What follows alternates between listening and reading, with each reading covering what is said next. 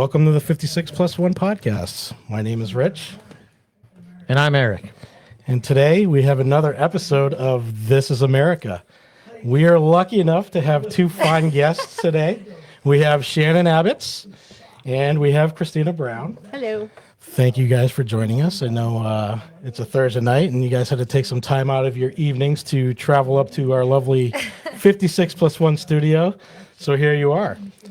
So one of the things that came up during our podcast was, we've interviewed first responders, law enforcement, military veterans. We've had high school students on here. We've had small business owners and really people who make up the fabric of America. And as Americans, as we all are, it was important to us to integrate these podcast episodes into our founding fathers, which is you guys are familiar with. We're trying to get through the beginning of this country and what led up to the creation of the U.S. Constitution. But one of the things that was asked was, you guys talk about these first responders and these frontline people who kind of get all the recognition, but behind these people are an amazing support, and I'm going to call it a support staff. It's the spouses, it's the families of these people. And Shannon, I know your husband Mike he spent a lot of time in the Army. Right. So you're a spouse of a military veteran. True. And Christina, we've interviewed your husband, Kevin Brown's been on, and I keep calling him a special guest, but he's part of the show now, pretty much. But for those of you who've watched the podcast, we know that Kevin was he's been a career firefighter, retired firefighter, first responder, and he's seen a lot of things. So I just kind of want to go over how you guys met your spouses, your husbands in this case. Kind of how long you guys have been married, a little bit about your family, children, and all that. And then the subject we really want to get into is kind of the PTSD. And, PTSD affects 12 million Americans every year.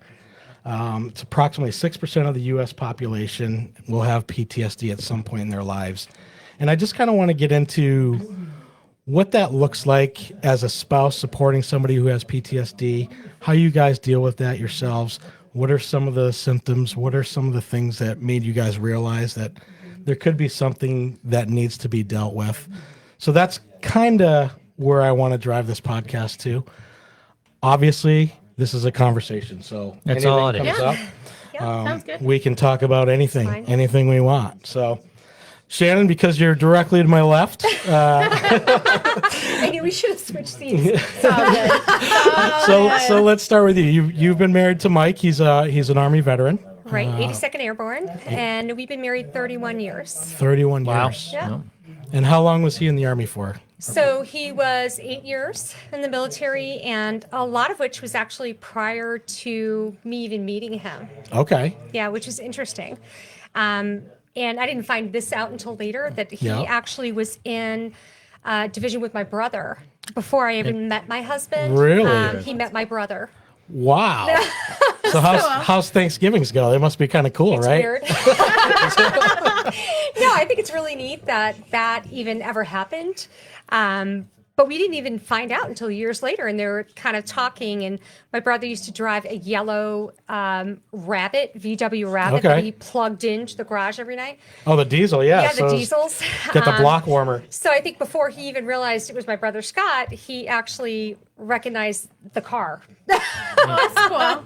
So just a funny, weird way, and we met each other after that, quite a bit after that. My brother was in. He actually was in the first Iraqi kind of mission, when it first kicked off, and he actually was in Bahrain. Oh wow! So they met they were both crew chiefs on helicopters, and they kind of met over at the National Guard kind of installation. So wow, we didn't meet till years after that. So when you met him, he was still in the Army. So he'd served active duty for a while. He did. He did 6 years active duty, and then he was 2 National Guard after that. So he had a whole life before me.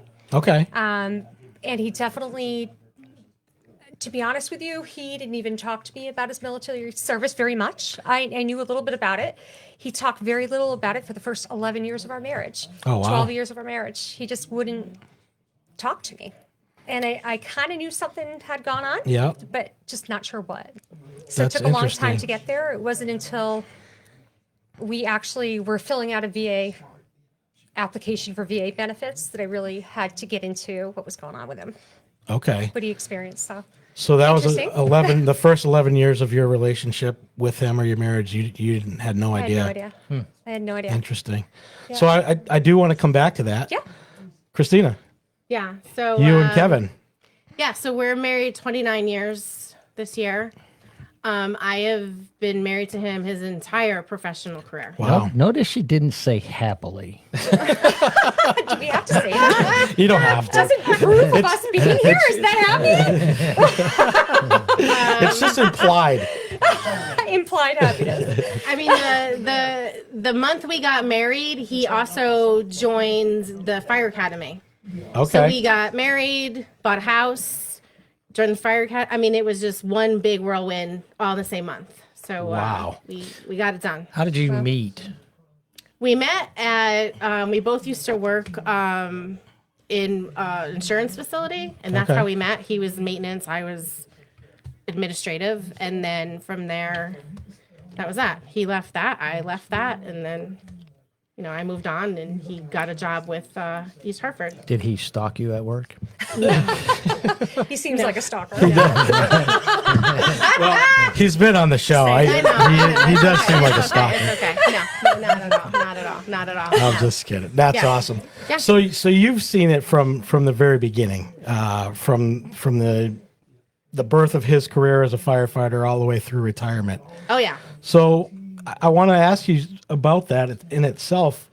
As a spouse of somebody who is a first responder, you know that this guy goes to work every day and he may not come home. I mean, that's just the reality of it, right?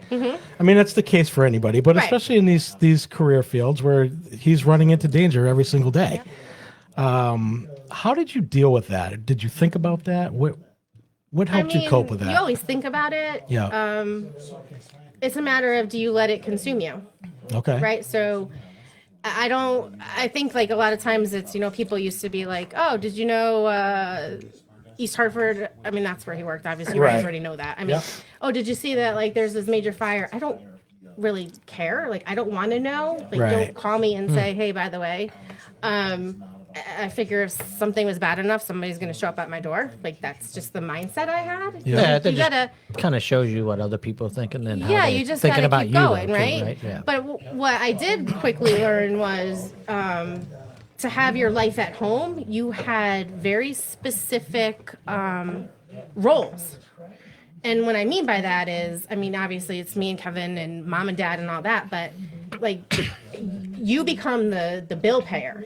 Like you keep track of, everything, and the day-to-day stuff. You keep track of, going to doctor's appointments, and you're that person. Yeah. Just because you said, you never know what's going to happen. You need to know what's going on. You have need to be, you can't be living in like La La Land. Right. It's just not going to work for you. So on a day-to-day basis, and I'm sure this will relate to you as well, Shannon. So obviously, Kevin has seen some stuff, and I know I've become good friends. Me and Eric have talked on a pretty intimate level with Kevin about some of the things that he's seen, and until I talked to Kevin about PTSD, or you always associate PTSD with military members, or I did anyway. Could you tell when something happened on a day that was really bad? Like when he came home from work, would he act a certain way, or was there signs? Yeah, I mean, I would say that not all the time, right? I think it would depend, like how. Okay. I think, he's always been in this first responder role since he was a teenager. So I think some things he just, I hate to say it, but like a car rollover to him is Standard. It's a standard Right. thing, right? But Yeah. I think the ones that tended maybe to stay a little bit longer were maybe those the events that were there, like children involved. Okay. Like, we went to a call and so the reason that we're at this call even is because they didn't have their kid in a car seat. Right. Wow. Like that kind of thing, or Yeah. so and so was on a motorcycle and they had a helmet on, but their passenger didn't. Like just little things like that would like tend to kind of push it a little bit. So would he talk to you about this stuff when he got home, or was he just I mean, kind of like off, and then you kind of He doesn't question? he didn't tend to like come home and like say this. I mean, obviously sometimes I could hear it on the news and I Right. could just figure it out or something. Gotcha. But for the most part, he needs his little bit of like, I need to just like decompress a little bit when I got home and figure out how like I'm going to deal with it. Yep. And then sometimes he would just snap back and it's okay. And then, you know, one time or another, I would hear him on the phone with like somebody who he's working with, and they kind of were just on their own world having a conversation, making sure it was all good. I mean, the one thing I will say is the people that he worked with, they always check on each other. So they're I their mean, own support system They are their in own support itself. system. Yeah, yeah. Because yeah. some people might not have somebody at home, Exactly. or Yeah. that shoulder to lean on. You know. Yeah, and then, you know, when you come home with that, the other thing too is, right, so like, I'll be honest, I mean, he could come home, his schedule also was really bad when he started. They used to work 3 nights on, then come home for 3 days off, and then work 3 days on. But when he worked nights, he was working the opposite of me. So we wouldn't see each other literally for like 5 days. Wow. Right. So when he got home, I was in dump mode. Like, I'm ready to like, this Right. is what's going on, blah, blah, blah. And he's then trying to and he's trying to be decompress. like, Yeah. decompress a little bit, but we figured it out. My favorite shift he was on was when they switched to 24/72 off. I was all about that because it was like, okay, just get your shift over with. Sometimes you had overtime, all the time you had overtime, let's be real. But that was okay because at least you knew like I was going to see you in 3 o'clock the next day or Right. something And then you like got that. 3 days together. Yeah. Right. But I mean, he does a really good job of home is home. That's the other thing. Like he does not associate with a lot of people at work. He kept it very close circle. Like Okay. his circle of like this. We'll call it the circle of trust. Yeah, I mean they're all brothers, right? But Right. there's just some that like some come into your home life and then some Right. you You just work with him. yeah. So he had that and I think that helped a lot. And then I was always there, but he's like we were talking about a little earlier, like his thing was more about just balance. He wasn't always it wasn't gonna be perfect. It was balance. Like just let's Right. balance You this gotta out. try. Yeah. At least yeah, try. yeah. So Shannon, to go back to now, you said you didn't know anything about Mike's career for 11 years of your marriage. You didn't know the details. I didn't know. Yeah. So my question to you would be, was there days that he would come home from what he does now and you knew something was wrong, but you just looking back now that you know about his Yeah. past before you, was there signs back then? Definitely. I think that, it's hard for me to talk about because I think as wives, our job, we're kind of like mothers. Right. We're always like Well, protecting right. those around us. Absolutely. So I think it's hard for me to speak about because I recognized it early on that there were issues that mostly came out in anger, right? Okay. So anger, just unnecessary anger, overreactions to things. So it was hard for me. It's hard when you don't fully understand the story because you think that your husband's just being a jerk to you. Right. What did I do? I can't tell you how many times I thought, what could I have done better? What did I do today that made him this angry? And it took me a lot of years to figure out that a lot of his anger had nothing to do with me at all. Or anybody else. But people internalize it. And the hardest thing that I try to explain to Michael is that whatever you put out there, whatever the energy is that you put out to people, they absorb it and they kind of Right. reflect it back to you. And you don't realize that though you feel justified, maybe it's not. If you just kind of explain better where you're coming from, I would understand more. But if you don't, it's completely unjustified in my mind. So now I'm mad. Now I'm just a Right. mad wife. And I didn't get it. I didn't get it. So that's interesting because so I have issues and I used to have a real bad anger problem myself, and I'm not afraid to say it. I did seek therapy and I spoke to somebody Good. about it, and Yeah. it made a lot of changes. And just hearing what you said reminds me a lot of some of the issues that I've had with my wife. I was going to say that about my end as well. I think it's just us. Well, yeah, you're a hothead too. I mean, if something goes wrong and it's just me and Eric together, we end up throwing stuff at each other, and then we beat the shit out of each other, and then it's over with it. I love you too, man. Thanks. Take it with us. I needed that. Yeah. So it's interesting you say that, because my first reaction is, if something goes wrong, I just get angry. Okay, Yeah. it doesn't matter what it is. That's how I deal with anything. Before, now you got to take a step back, and it was really my wife who helped me to realize that, and I probably in your case as well, being that support system for Mike. It's interesting because, again, like I said, it was 11 years before I even knew half of what had occurred with him in his military career. And it was not just me. It was actually really good friends. We have friends, Sean Dom, Deb Dom, Dam, sorry, correct. They were with us at some of the we would go on motorcycle. We would go to motorcycle rallies. So we were in Laconia. And Michael's walking around. He's got an 82nd Airborne hat, a boonie hat on, and he's being kind of heckled from across the street. There's a whole veteran kind of setup. They're trying to get you to sign up for veterans benefits. And they're like, you, 82nd, come over here. And our friends, Deb and Sean, have been trying to get him to go for a long time. Yeah. But it takes a lot. And the problem, I think, with that I realized my husband had, and I think I even had this idea that, so I haven't lost a limb. I don't need a wheelchair ramp. I'm going to take away from the guys. I'm going to take that money away from the guys who might need it more.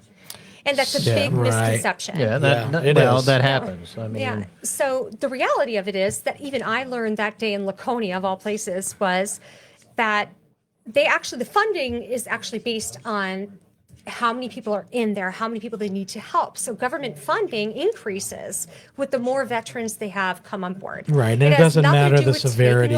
Right. Taking away one thing to gain another, it wasn't that at all. And that was the first time I think he had heard it. Okay. And this group of guys were truly amazing. And I would say that it's definitely not just me. It takes more than a wife. It takes more than a few friends. And it took all of us. Wow. It took the wife, a few friends, and those guys heckling him over there. And really telling us the truth about veterans benefits, that we're not actually harming anyone, that he wasn't harming another soldier Yep. by taking benefits. So this is sorry, go ahead, Eric. well, I wanted to key in on that because, as in our generation, we went through TAPS and TAMPS class, right? This is your separation. And there were things I could have claimed myself, and I didn't, because it's the word disability strapped Right. to it, right? And then I looked at it very similar, right? Or it might have been the same thing. Obviously, there might have been a little bit of different of a perspective there, but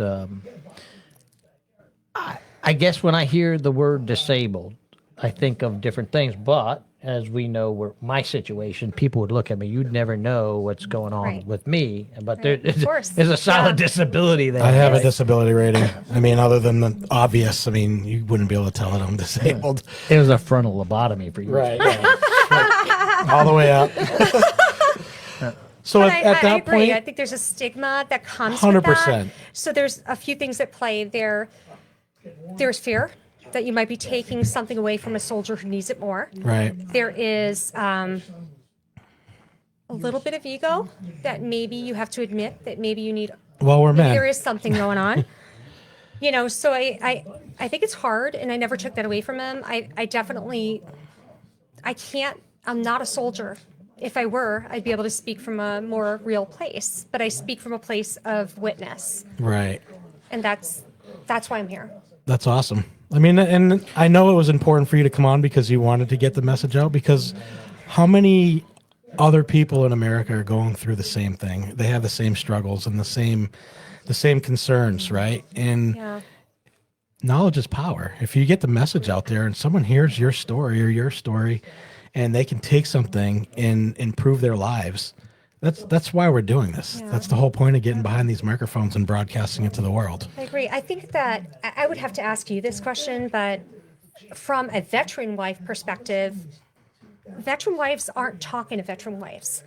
We're not rolling up on a veteran wife saying, hey, did you get kicked in the ribs last night? Right.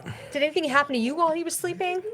Well, I don't know. So that's That's different just my in, perspective. in, I don't know. in like base housing and things like that. It is, when you're There is a closer little in, bit sure. different of a. Yeah, I agree with that. It's not very clicky. I mean, you have obviously some of it, but they do have that. Like when there's a Yeah. deployment that goes, it's usually the whole squadron. Everybody knows everybody, or the whole unit Yeah. for that matter. And there's I guess it's a network of people. Like, did you know him when he was active? No. Okay, so And so that's there's a what you're difference, not. and that's That's why what I you're recognize missing. your Right, difference. right. Because had I been amongst that kind of clan of women, maybe it'd be different. But there's a lot of women like me who either came into it later or whatever happened that we're really not. Right. I think that we're, I can only speak from me. Yeah. And for me, it's about protecting the man that I'm married to. I don't need to give it. That's why it was so hard and scary for me that I shared with you to come here. Right. Because these are private things, and they're very deep and private things that happen between husbands and wives that it's hard to talk about. Out of curiosity, are you a Christian? I am. Okay, so that's Yeah. that's where I'm picking. So I was picking up on a lot of this, like the what you just said there about call it a wife's role, and that can get stigmatic with in a couple different ways, but it's the true way. But at the same time, like I used to joke with my wife, and I'd be like, "What says in the Bible that you have to serve me?" And she'd always come back. She goes, "Yeah, but if you also read that, you have to be deserving of it, right?" And I would rib her with Now that, my but that was a fingers up joke. because I have to clarify. Good. So, there is no. If there's anything, there's serve each other. Be there for Correct. each other. That's exactly what I what am not means. like I serve this. I am faithful. Let me put it that way. Yeah. I have a great faith. I pray a lot alone. Mm-hmm. I don't feel like I need to go into a chapel to pray. Right. I talk to my God. Right. So that's where my faith comes in. But one thing is, I'm a super strong and independent woman. I ran cardiology units for 15 years. This is not a wilting flower that you see in front of you. But when it comes to my family, my children, and my husband, of course, Right. that is a different Right. zone. And you're going to have Absolutely. to, there's very few people who know. You have to be very close to us as friends. And I would say like a handful of people really know Yeah. what's happened in our lives. So But that is also, again, the very definition of what the Bible is referring to as the woman to be the helper. It's also the staple of the household, Sure. the family, and Yeah. things of that nature. So I wasn't prying. I was just trying to. I don't feel that way. I just yeah, like just clarification. Kind of highlight that. Right. I don't That's feel what that it's way. You can about. ask me anything. I do got to address this one. I have an issue here that I have to address on text, so I'm just gonna. Oh yeah, knock no this out problem. real quick. So, do you know Deb Dam? Yes, I do. Very well. She She's a just really gave great you friend of mine. She gave you a big heart, and Justin you, says, Deb. "What's up?" Sounds good. Justin's my son, by the way, and he's tuning in from New Hampshire. So, I did want to talk about family. So, you guys, you have children And grandchildren. and grandchildren. You have children And grandchildren. and grandchildren. So, I know Shannon just kind of touched on some of the things about the anger, and obviously we'll come back to you. But I want to hear a little bit from you.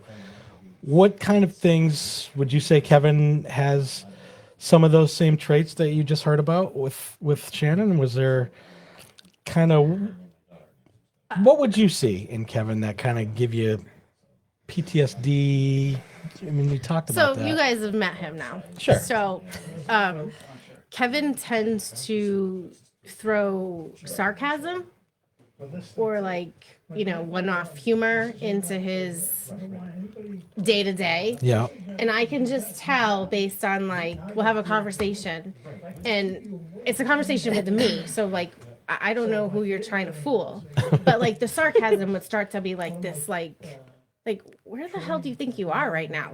And I could just tell that that's his way of trying to cover a situation or an environment that he's just, and I may not even know I'm pushing a button, by the way. Okay. I could be so pissed off at him because he didn't freaking pick his shit up off the floor.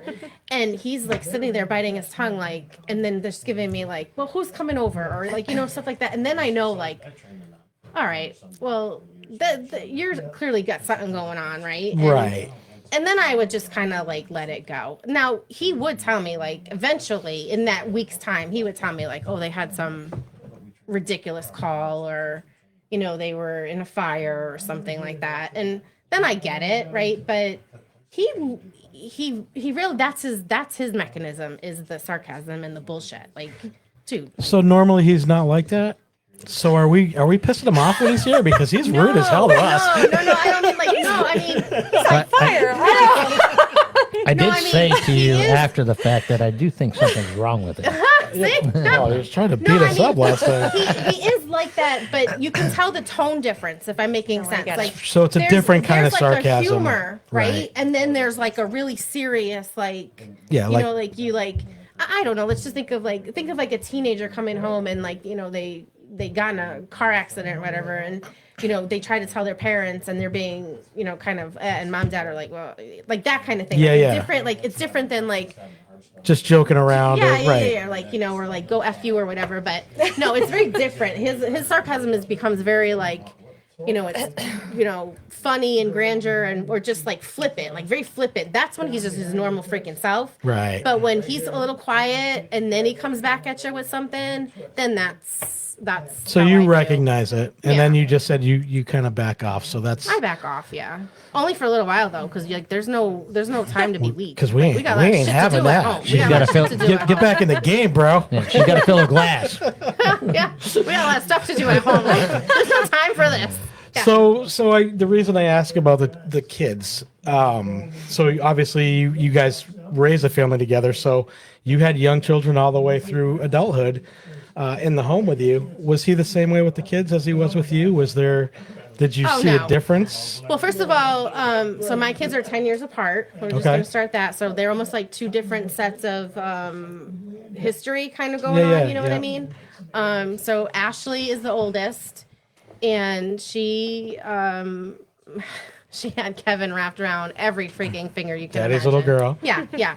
And she actually got to experience, like, she was older when his schedule came into being, so she adapted more quickly to it. Okay.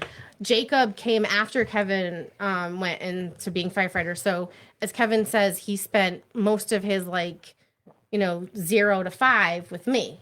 And so it wasn't that he was not interested in doing it. Kevin just wasn't home. Right. So so we have two children that are, one is totally a daddy's girl and one is a mama's boy. It is what it is. Right, and that's just the way how it worked That's out. how in it the worked out. schedule. Yeah. What I would say is my kids, when Kevin was on that first schedule, I think my kids missed out the most because he really wasn't around a lot.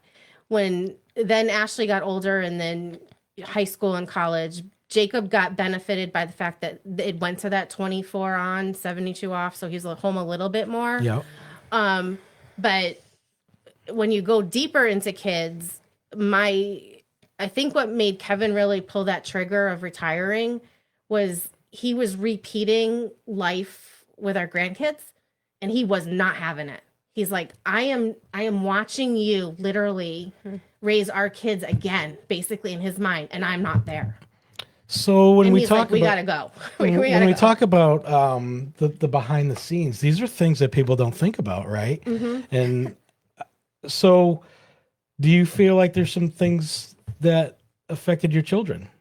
Do you? I mean, I would say from a day-to-day perspective, yes. Okay. Meaning, like, they just had me to deal with, right? And let's face it, I was also working full-time job, and trying to deal with all other stuff. I think Jacob might have gotten maybe the best of me, so to speak. Okay. And I do feel a little bit bad about that with Ashley. Yeah. And that's just circumstances. But they both would tell you that they grew up very spoiled, loved, and whatever.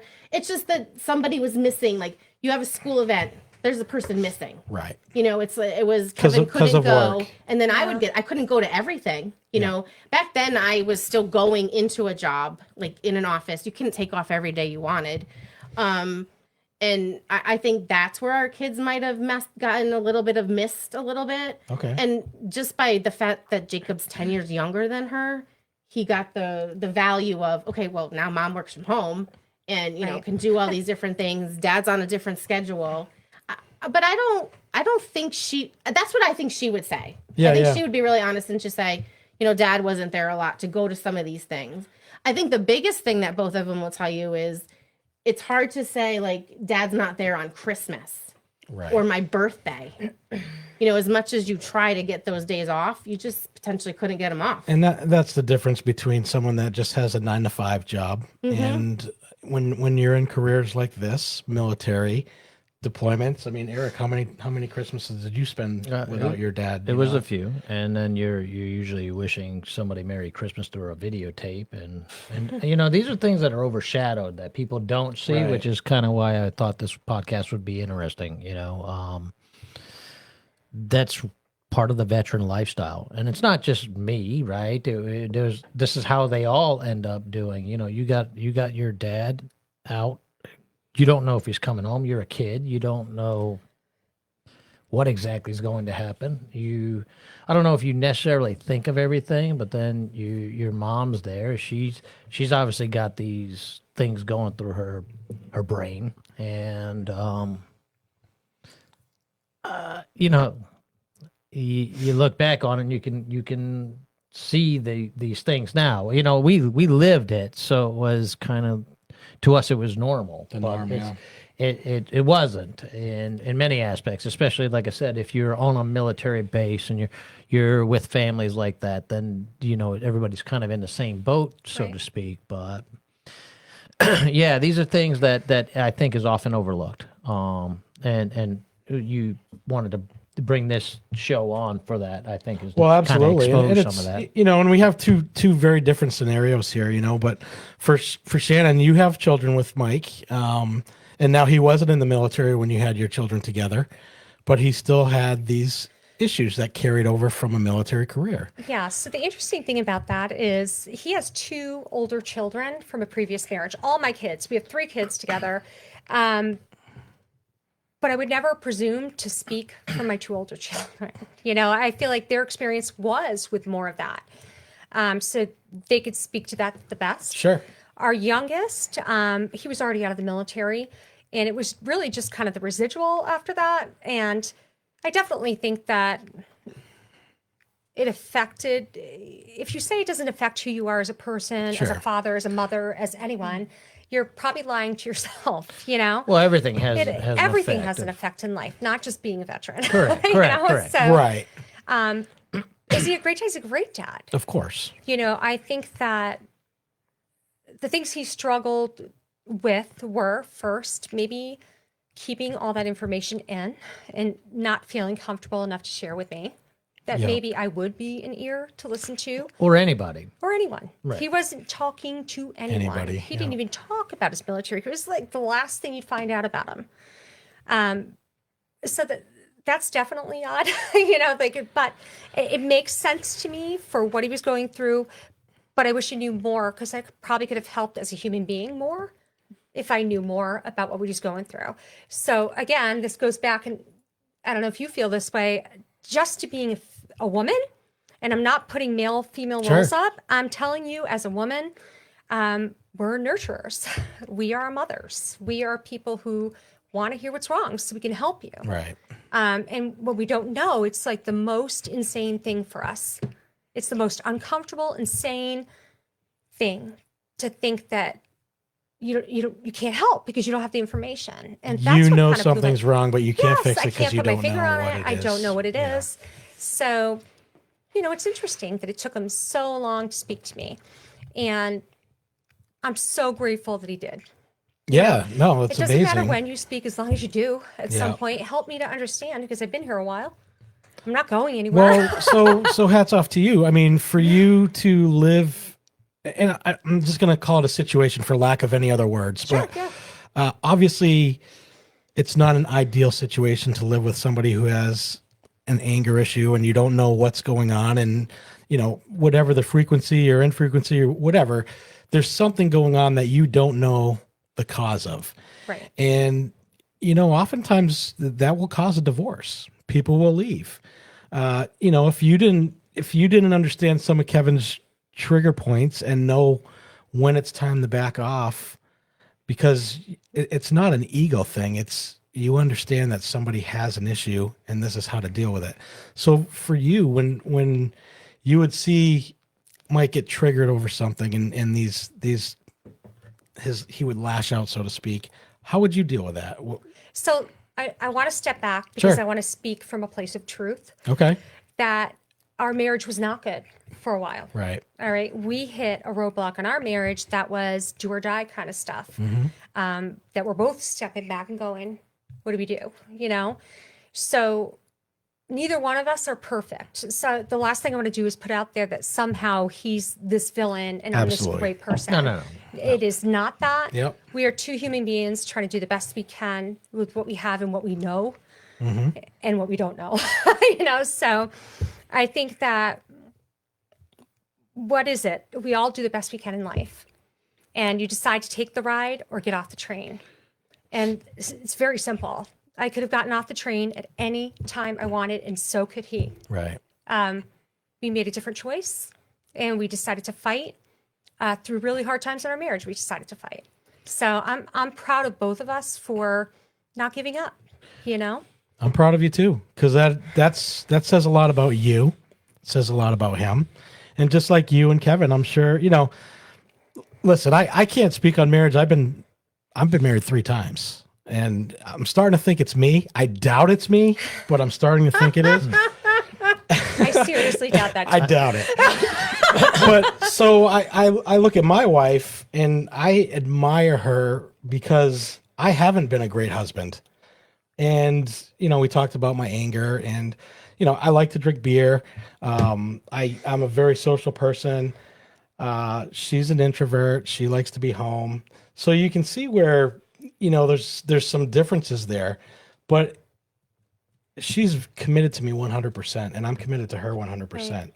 And just like you guys to your husbands, and I know you don't want to say anything bad about your husband and that's not what it is. This is about awareness, because if you can talk to the public right now and someone hears that and they're thinking about, this is the worst time of my life, I'm ready to bail.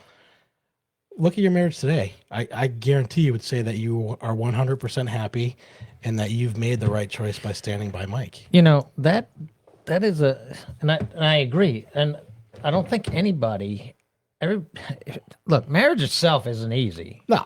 So, especially in I think there's a list of time, right? They say if you can make it to the 7-year itch, your odds of surviving together goes up exponentially. Right. And then from there on after, and I look at it now, I don't even know how I would think about being married to another person or having a life with that other person at this point, right? So, Right. Look, I mean, this goes back to the adage of if it's easy, it's probably not worth having. And you have to go through these troublesome times, right? And learning about 2 different people and make it through those. But you also have to be committed to the idea, and I'm going to go back to this, of what marriage truly is. And it's a holy matrimony, and it's 2 people coming together to form one bond and or direction to work on this path as hard as it's going to be. And even friends, you run into conflicts at times, but you don't have to live with that person and go back to the same bedroom with that person and so on and so forth. But that depends on what kind of friend it is. But no, it is a good point. It is. But- My dad said to me once, my dad's 88 years old, and we lost our mom a few years ago, so he's now alone. And I feel like I'm learning more about my father during this time than I ever have. Yeah. But he said to me once, it's easy to give up. And I think that's what's wrong with all of you in your age brackets today in this generation is it's easier to give up than it is to try. Because trying is work. Trying means admitting you're wrong. right. Trying means a lot, So when he said that to me, I'm like, wow, yeah, I'm pretty sure their divorce rate back in 1950 was not 55%. No, not even close. You know, so that Not even close. an interesting statement that maybe we do give up too quickly. Or Yeah, I agree. I think people get married for the wrong quickly. reasons Yeah. today, whether it's I agree with that. infatuation or the wrong reasons altogether. that. The ideals right out of the box are probably so far apart that that's probably where they go wrong. I think it's funny you mentioned the divorce rate. When the year Kevin and I got married, the number one profession that was up there in the divorces were firemen or firefighters. I mean, Really? firefighters I believe that. have the number one divorce rate. Wow. Yeah, I do. Fire- I would have thought it was Police cops. officers. It was Yeah, I did too. I would firefighters. police That's officers what I was probably thinking. like Yeah. a second runner up, but yeah, I can understand that. Well, and like you said, you spend a lot of time apart. So Yeah. here you are, you're a woman with a young daughter at the time, and he's gone for 3 nights out of the week, and Yeah. you're by yourself. And I mean, to me, that's probably a little unnerving to be alone like that. You know, Now it's funny you mentioned I'm a total introvert. So I got home from work and I made dinner and I put my pajamas on and I was like, good to go. I'm done. I don't need anything. right? Kevin is the social person. If you didn't figure that out yet. That's awesome. So back to my original question about before you knew what was going on with Mike, there's obviously there were some issues. How did you deal with that? Did you kind of learn a way to navigate around, or did you just how did that work for you? I think, to be honest, my first initial response is anger. Why are you Right. treating me this way? I'm not doing the same thing to you. Like, I'm treating you well. I'm cooking, I'm cleaning, I'm doing everything. What am I doing wrong? So there's some self-blame, Yeah. which is natural. Like, I just feel like you internally are always looking for the answer. And then there's a little bit of anger. Like, I'm tired too. I just got home from work too. Right. Why are you at 10 notches above where I am? I have 20,000 reasons to be angry today, but I decided not to do that today. So, I mean, I think I was angry, just not understanding what was happening. And as far as like coping, I think that when I talk about this, I want you to know this is not like fully in our past. We are living, trying to figure out a way. We're more educated now. Yep. We understand what therapy means, and how important that is to kind of get out of that. But it's still living kind of day to day. There's still days where I'm like, you need to back it up, because I think I'm less tolerant now. It's just a funny dynamic. But you it understand never quite it. goes. I understand it much better. But just because I don't understand something doesn't mean that you can continue a poor behavior. Right. And Well, you keyed in All- on also with me. something that You I know? think was a big change in my wife. Like it was, she would just put up with it for a period of time. That's right. And finally, she got up in my face, and I was like, "Well, then a girl." You're like, you need to relax. She was expecting me. Your fault now. She was expecting me to respond differently, but I was like, Yeah. "All right, well, good. I'm glad Yeah. because now you're acting out of passion and emotion of what you're fed up with, right?" And then there's times. Look, there's everybody's going to have moments that get angry. Everybody's going to have moments that are emotional or what have you. But if it's every time, then yeah, that's a problem, right? But Yeah. and that goes both ways for It does, and whether that's it's what I wanna male make or sure. female. I want to make sure and put that out there. Oh, no, you made it that clear. That definitely goes both ways. Right. A lot of this is about PTSD, but a lot of this is about like the challenges of marriages now, and working and It is. families working and stuff. So it's harder than ever now, and I think that if you can back up and try to appreciate the things that kind of made you like each other in the first place, and sometimes you have to dig back for those things because Yeah. you get so jaded with your work and your life and your motion through the world. Everyone's moving 150 miles an hour. But if you can kind of step back and remember where you came from, it's hard sometimes. It's hard sometimes. This is Yeah. a really hard place we live in right now. It takes both of you always working to make the money just to make Right. ends Just- meet. right. So it's hard. But then you have the outside forces, just like you said. Sure, I mean, yeah. we're living in stressful times, and you fall into this trap. Now you talk about seasonal depression. I Yeah. will admit, A I real get, thing. Yeah. when I Real get thing. home at 5:00 and I have dinner dark and then outside. it's dark and then I'm sitting on the true. couch and I'm falling asleep at 7:30 because Yeah. it's been pitch black outside. And My whole sleep rhythm falls off. Yeah. I get irritable. I get cranky. I love being outside. I don't get that sunlight. Yeah. I'm taking vitamin D and I'm just going crazy, but Yeah. you throw all that on top of somebody who has issues to begin with. And like I said, issues, PTSD, whatever the case may be, it just multiplies it. It does. Right? Yeah, for sure. So it's just not your normal seasonal depression or your normal, I had a bad day, I'm going to kick the dog or whatever. It's multiplied. Right. And you guys are the ones that deal with it. Well, and then you bring like the holiday component to it, whether it's positive or not, right? Like, let's face it, like some people want to have that holiday engagement, but they just don't have it. And then there's others who their family is like, we got to have this. And they're more like, I'm like, I can't deal with this crap right now. Like, you know what I mean? It's so funny because is my girlfriend Deb Dom still on? Deb Dam, I always call her You Deb know what? Dom. I don't know who's watching, So but she did comment. She's just such an introvert, and she's like it's someone that I love so much, but we're so polar opposites, and maybe that's why we get along. But it reminds me of that. I'm sure she would have loved to, like, you know what? I'm good. Put on sweatpants and lay down. A professional woman, just an introvert, which is, it's different. It's almost, sometimes I look in and I'm like, what?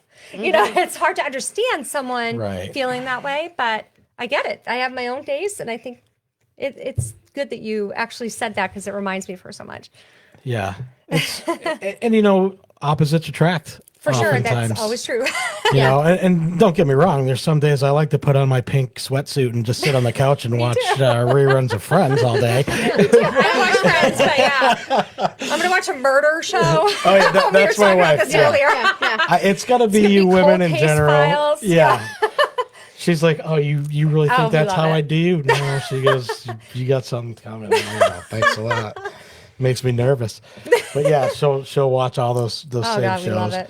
But so just with that being said, so I asked Christina about her children, and if you don't want to talk about this, I understand. But when your children grew up, in that environment, do you see things, or is there traits that they have now that you think were a result of that?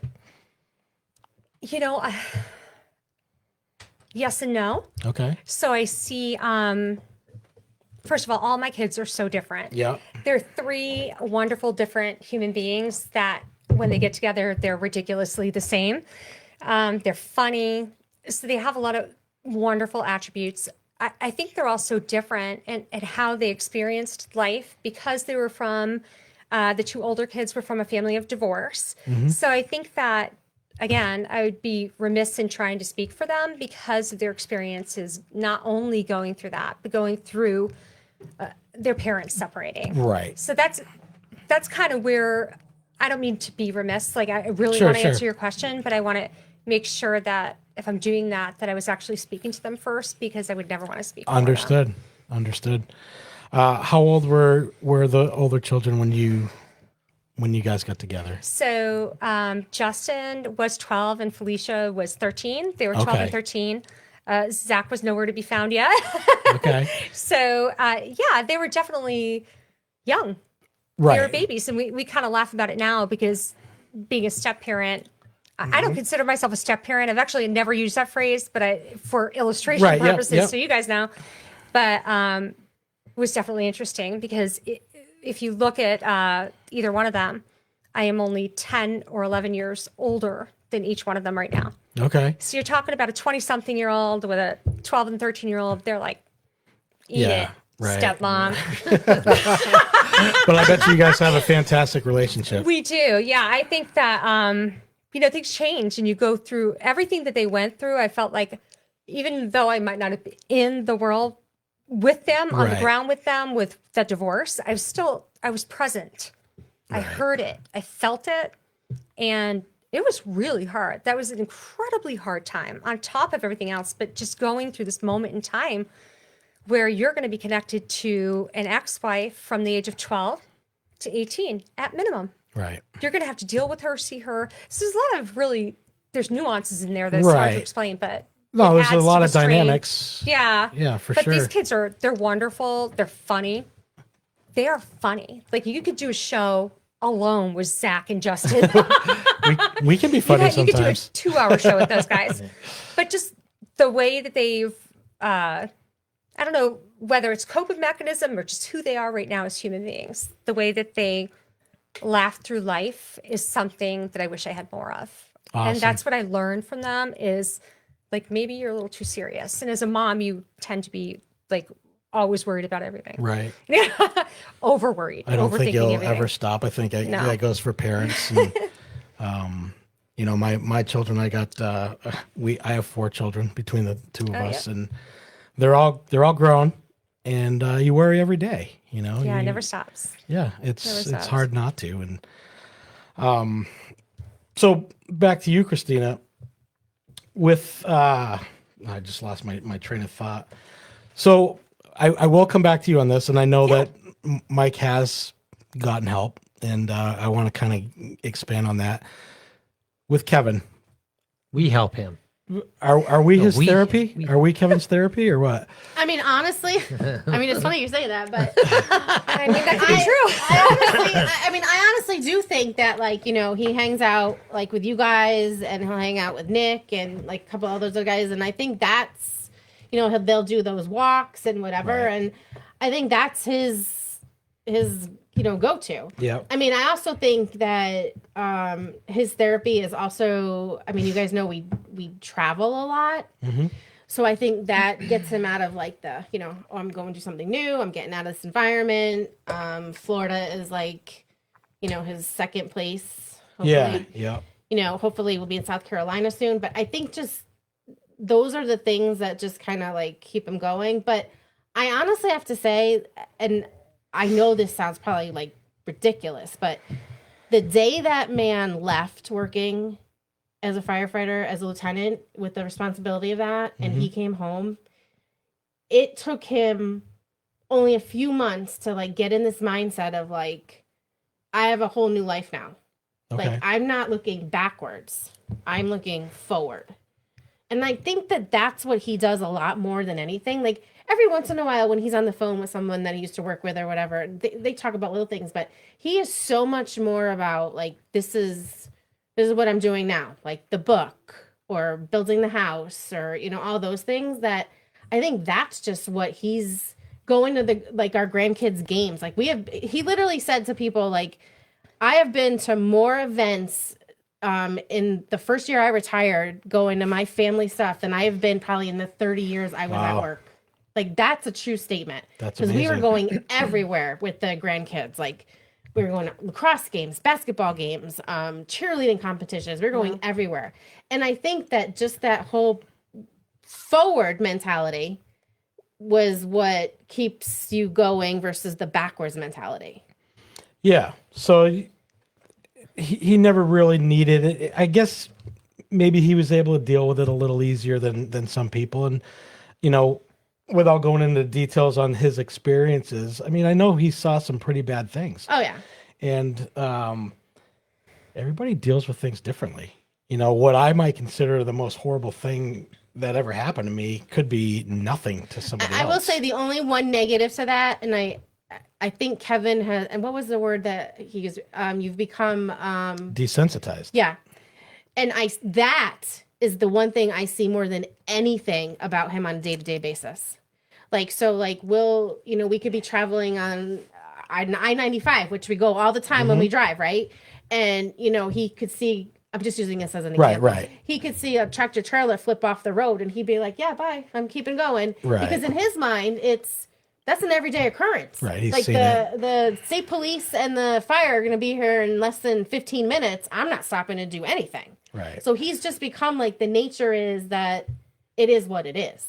And to me, I'm like, dude, you just saw this happen in front of us. And he's like, yeah, I'm just keep on going.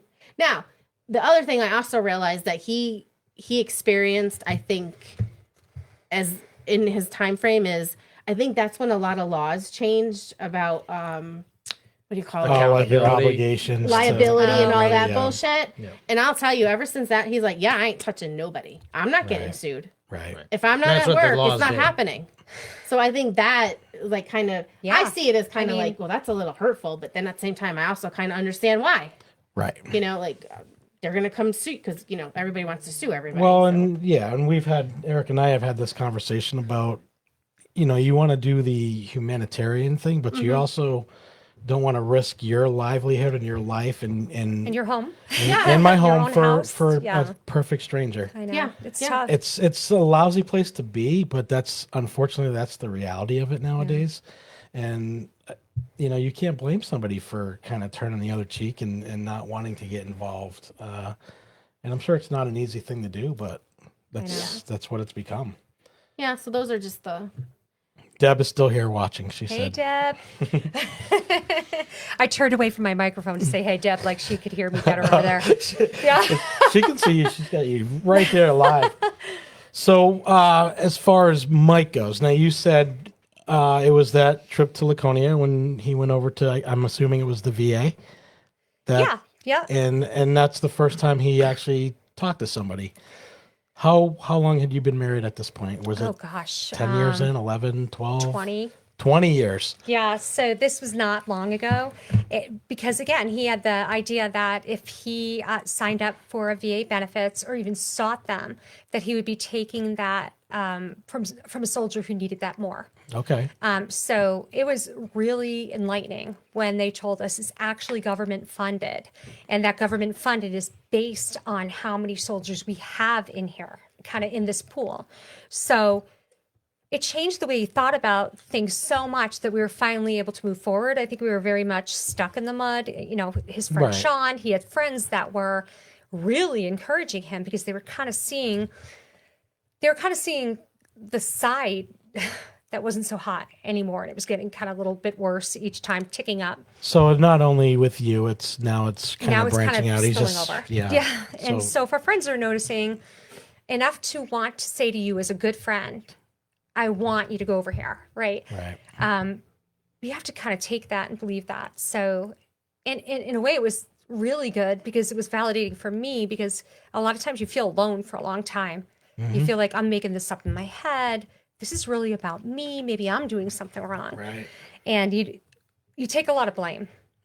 So it was good that other people kind of just witnessed that and were able to speak to him as friends, because it validates who you, like, maybe you're not so alone. Maybe Right. you're not crazy. Right. You know? Well, and I'm sure you're super thankful for that because I am. Yeah. I really owe.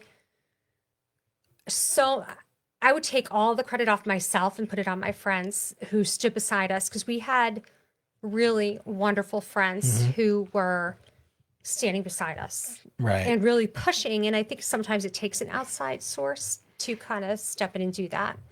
Well, and the other side of that is it takes a real friend to look you in the face and say, hey, you know what? Yeah. There's some things going on with you that are not good and you need to get help. Yeah. I mean, he's done that for me. I've done that for him. And not in so many words, it's true, but though. Yeah, I mean, it's really Eric's true. the kind of guy that if there was something going on, he would be very blunt and say it to me. Yeah. And, you know, much like you, just to kind of validate what you said, not that it needs validation, but, you know, my wife would tell me, you know, you've got something going on. You need help. Yeah. And I was like, yeah, whatever. It's just, we just don't get along, or, you know, whatever Yeah. the case may be. Yeah. But it was friends and my brother, my actual brother, that told me one day, like, hey, he goes, no one wants to say this to you. People are scared of you. You've got a lot of things going on. And he goes, it needs to stop. Yeah. That's And- hard. I mean, that's Yeah. the reality of that is so hard, but life changed. And I promised I wasn't going to talk about my husband's stroke, but I'm going to do it very briefly because it was a real turning point in our relationship and our mindset. Right. So 5 years ago on the 20th, he had a stroke, massive stroke, right? Just like slammed down in the morning when I was going to work. It was pretty bad. It changed our lives instantly. And our friends, Deb and Sean, Deb's on there right now. Yep. I think it was maybe a few weeks, 2-3 weeks. You're just trying to like pull yourself out. Now he's coming home. We have a business to run. He has a whole oil company to run. How am I going to do this alone? And you really are thinking. I was with Justin, our son, and trying to figure out what are the accounts, who needs to be paid, what customers need us right now. Like just trying to save the business my husband Right. spent his whole life working on. Right. So Sean and Deb actually came in their camper, in their RV, to our driveway and parked it there for months. Wow. And he's a HVAC tech, like a senior HVAC tech that I probably couldn't afford, to be honest with you, Yeah. to hire if I was going outside. They came and sat in our driveway and lived with us while my husband was recovering Wow. and saved our business. I really believe they're a huge part of why we didn't completely lose that business. So it's those people. When that guy says, maybe there's something going on, there's a tendency to listen to that. You know, like Right. there's definitely, Those are true friends. You said a couple. How long did it take him to recover from the stroke? it took Symptoms. I mean, he was in the hospital for probably like, it was during COVID too. So it was like the worst time. man. We had a hard time visiting. Really? Yeah. So during COVID, he first landed at L&M, and the first day after his stroke, I was walking up with my mask on. And they said, just so you know, very blunt, tomorrow you won't be visiting. We're cutting off visiting. I remember standing in that waiting room crying. I said, my husband just had a stroke. What do you mean I can't sit near him? And I actually ended up moving him to Yale for upgraded care. Right. And their visiting hours were still on from 10 a.m. to 8 p.m. So I was able to visit. So, you know, that's a life-changing moment. Right. You have to step back. It forced us to step back and really think about what's important. And it wasn't anything in the yard that I had, anything that I owned. I remember standing out in my own yard, looking at our shed, going, I wonder what's in there. I Right. wonder what's in there because I don't need it. I remember I would give anything just to have him back. You could have every possession of mine. And that's what it comes down to. Like, that is love, you know? That is love. And that's the support. That's what makes a fantastic relationship. And obviously you guys have both been married to your husbands for a long time. You've raised families. I mean, you talk about the divorce rate nowadays. That's something to be very, very proud of. And then on top of it, to live with the type of men that you guys live with. You know, they have these careers that, like you said, firefighters had the biggest divorce rate in any of their careers. You know, to stick by somebody when it was so easy just to walk away for either one of you, that says a lot about both of your characters. And I admire you both very much. Thank for you for that. So that's awesome. And then to come on here and discuss it in front of who knows who's going to pick up that camera and watch this video, to come on and talk about it. But I think it's much like Eric and I, why we do the 56+1 podcast is because if we can teach somebody something or talk a point and help somebody, even if it's one person, I believe that's why you guys are both sitting here today. It's the only reason. It is. Because this is hard. I think a lot of it's super private. And I know that for you as well, like this isn't a camera with two women in front of it. This is our lives. We live Right. this every day. And I think that's important because we don't speak like this enough. So maybe it will help someone. I hope so. Yeah. I hope so. That's amazing. So I don't know. Is there any other points you guys wanted to get across, or did we kind of touch on everything you guys wanted to talk about? I'm an open, you know, I feel good. I'm really appreciative of you guys actually 100%. even talking to us. I thought it was interesting, and I was scared. And at the beginning of, as you know, You don't seem scared. and at the beginning, at the beginning of when Kevin first contacted me, I think it was mid-September, and I'm like, Yeah. oh, I have time to back. In my mind, I'm thinking I have time to back out of this. Let me just shut him up for the evening. Yeah, sure, Kevin, I'll do that. But then as it became more real, I felt like I don't want to let people down either. I committed to something, but it's been great being with you guys, It's and I just appreciate it. conversation. It is Yeah. conversation. Yeah. That's It's good. been fantastic. I like And I it. appreciate it very much. You guys Oh, are great. I'm glad you guys are both here. I mean, it's awesome. So, Christina, I'm just going to ask you one last question, and it's going to be unfair because she's going to be able to think about this. So, any piece of advice for somebody that might be watching that kind of is in a similar role as your situation, living with a first responder, things might not be so great.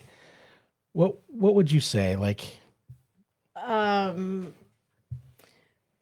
would honestly say, and this is just because this is what we did.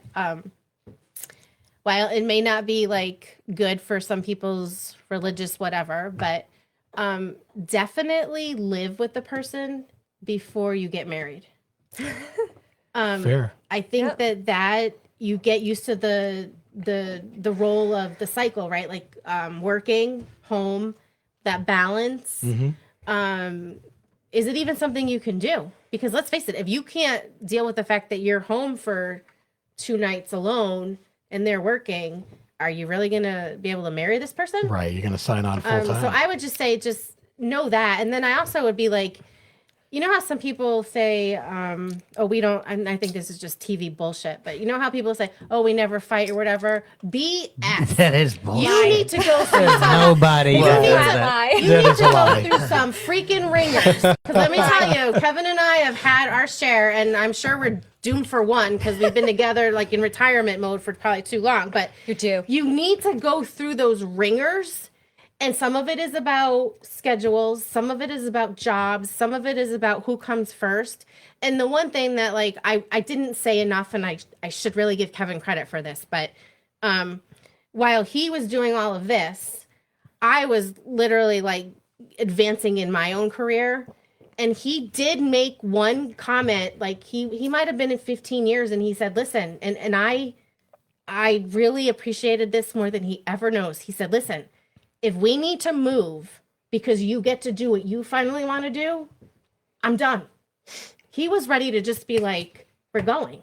There's your And support that's system. exactly. And then that's how you just know, like, it's going to all fall into place. Absolutely. And that's just big. You just have to know the person. I mean, and I realize like a lot of people are like, oh, you can't get married. You know what I mean? Like you have to know the person. Like I think too many people just go into this deja vu Cinderella bullshit about marriage and weddings and spend $100,000. Right. And then 2 years later, you're in divorce court. And Right. like, well, what did that get you? Because you don't even know this person. Well, there has to be a foundation. Yeah. I mean, even in I've had conversations with Kevin. I mean, he's of Christian faith. I got to assume that you are. So there's ties there, right? And then the same, obviously, we're with you. So, you know, I noticed your shirt. So that's a Charlie Kirk shirt, I assume. It is. Freedom. So For Charlie. there you're following out with that, which Charlie's birthday was yesterday, right? It was. So another great Was it person. But the yesterday or was point, it the day before? day before, I'm sorry. 14th, right? Yeah. You have to have a grounds on something, I think, Yeah. is the point. And so even with you and Kevin or you and Mike, I don't know where Mike's root is, but there's, you know, I look at my wife, she's made my faith stronger, right? I've always believed, if you wanted to say that, but along the way, I've gotten stronger in it because she's been the anchor on a lot of that stuff, right? Like I said before, I think a lot of people get married today for the wrong reasons, whether it's infatuation or this idea of this, call it love. Look, love is not easy, and the Bible even says that. Love is truth, and you try being honest with everybody, you know. And I've always been that way, and then just as you said, I've been direct. I've been that way with my wife from pretty much day one. I was like, don't ask me a question you don't want to hear an answer to. And I do want to like paint this picture here because some people would say, well, wow, that was an asshole thing to say, but it wasn't. So she was asking me how she looked in these jeans one day. And I was like, yes. And she's like, you weren't supposed to say that. And I'm like, well, you asked me. What you didn't ask me is, do I like He's not smart. He's honest. what you're saying? You didn't ask me if I liked it, right? And there's a difference. There's a fundamental difference there. So she was mad at me that night, and I was like, that's not fair to me. And she's like, no, you weren't supposed to say that. I was like, well, you can't tell me what I'm supposed to say. That you want truth, and then that's the truth, right? I don't know. I think that the point is again that we often characterize love as this big flowery thing, and I'm not saying it doesn't involve that, but it requires truth. That's the fundamental thing. And that, you know, to Charlie's point, that's what Charlie stood on too, is it wasn't always easy, right? It wasn't Speaking truth is one of the hardest things. But I Right. want to remind you as a husband, wink, truth and grace are two different things. We You don't have to learn the grace. grace part while being truthful. He's learning. He's still a work in progress. Just, 31 years food for thought. So The other thing is you have to laugh. 100%. I mean, honestly, like I can be like Kevin probably will tell you this 24/7 all day long. Like we don't tend like when he was working, it was different. I think now we just kind of like, now I need you to go somewhere because now you're really like, we're hanging out too much, a little bit too much. Right, get out of my face. But it's funny, like if I'm mad, it's not like it's a long way. It's just like you irritated me. Like, Yeah, you're annoyed. You couldn't pick the shit up off the floor. Like Right. I told you about my kitchen island. Stop freaking leaving your crap on my island. Like those little things. But then like I'll walk away and I'll be like all mad for something, and all of a sudden he'll just turn around and he'll say something. I'm like, shut up, you asshole. And I'm like, I just can't because you have to laugh. You just Right. have to laugh because then Keep it I realize how light. stupid I'm being. But really, like, dude, you are messy and I'm not. So we got to get this right. Wait a minute. I thought she said she was messy when we started. Did she say that? She doesn't know. So before I get to you, how do you pronounce her last name? Deb? Deb Dam. So she commented, these two women are so incredibly strong, honest, and inspiring. Their total transparency is amazing and hopefully helps so many other women, husbands, and families. So Deb, Oh, that's so sweet. but Deb and I, I got to kind of go back a little bit Sure. because Deb and I have a funny story. We hated each other when we first met. oh, each other. jeez. Oh, wow. Okay. So we didn't really care for each other. I think that we both had kind of our own thoughts about the other one. But then we became such great friends. And although we're two different women personality-wise, they blend together so well. We're two professional women. We've been through our own careers. It's just funny how life turns around. So you got to be open to new things. You have to give people a chance to show you who they are before you judge who they are. And she's fair. like the perfect example of that. I'm so grateful to have her as my Well, friend. how did you become friends? So, I really think that we rode together a lot. So our husbands Okay. were friends, but we were kind of the bystanders of our husbands. They're riding together, so all you wives have to be friends. Well, that's not how Right, it that goes doesn't all the work like time. that. We Right. don't just magically blend together. So I think it was we had met there and we kind of had notions about each other. She's a self-proclaimed introvert, and I'm this extrovert. And so we're looking at each other like, what is wrong with you? Right. But really nothing was wrong with either one of us. We just never gave each other the chance to get to know each other. And we really probably didn't do that for several years. Oh, wow. Several years. And then finally kind of opened up to each other. And we were so similar. It was shocking that we had spent so much time like with this notion that we were different. And that was because we didn't take the time to even open the door. So there you go. Yeah, so open the door. Awesome. So that's good. I mean, she came and lived in your driveway for She did, quite man. some time. She was there. Sean was there. We were crazy. We would have dinner up there. We would cook out. Thank God, because I Oh, think that's how your friendship kind of matured. yeah, it from definitely that point bloomed on. from Okay. there. And you really get to know people when the chips are down, Right. when everything is wrong in your life and you're at your worst. and you People really who find step out up, those are the people who love you the most. Those are your Those are true the real friends. friends. Yeah. 100%. That's probably the truest of people is what it comes out to be. and then you just Absolutely. realize Like that. truly, they truly had to move. And Deb can correct me if I'm wrong, but I think they were like in Mississippi or so. They were not close.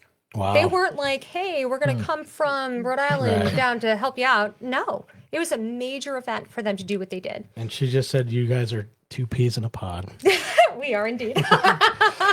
So, We are indeed. any last piece of advice? Same question for you. As far as this spouse of a first responder, military veteran, Yeah. law enforcement. I mean, this is a broad brush, but any last piece of advice you would have? I would just say be kind, have grace, forgive, and don't lose yourself because someone else is having hard times. Try and find a way to help them, but don't lose yourself while you're doing it.